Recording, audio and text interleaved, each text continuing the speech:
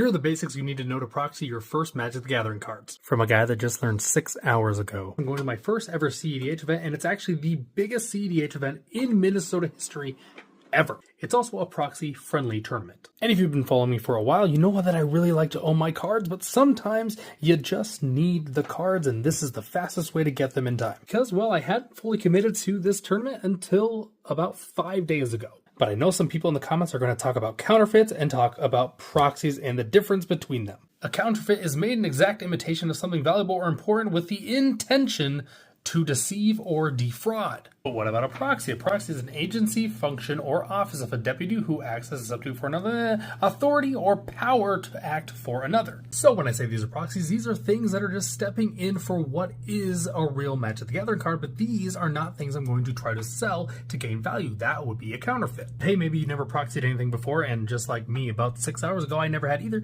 So let's walk through what I did to try to proxy something. First, buy a colored printer. Then buy sticker paper.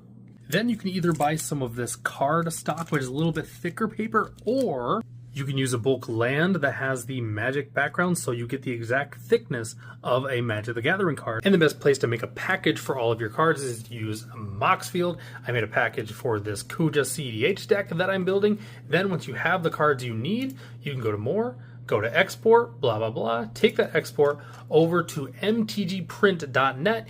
You'll be able just to throw all those cards in here, hit submit. You can add the crop marks, the cut lines, blah, blah, blah, all that. You can even change which kind of art you want for it. And then all you have to do is print. And they should come out exactly the same size as a typical Magic card.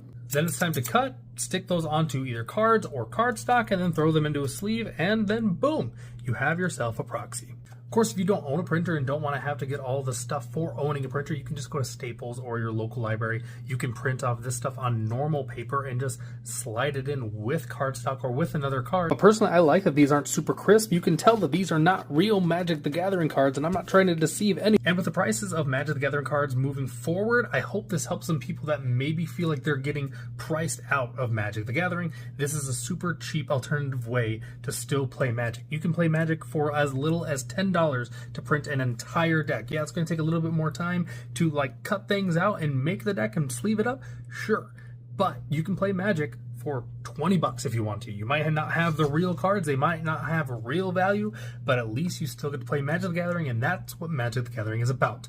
If this video helped you out, mention how nice my mustache looks in the comments below.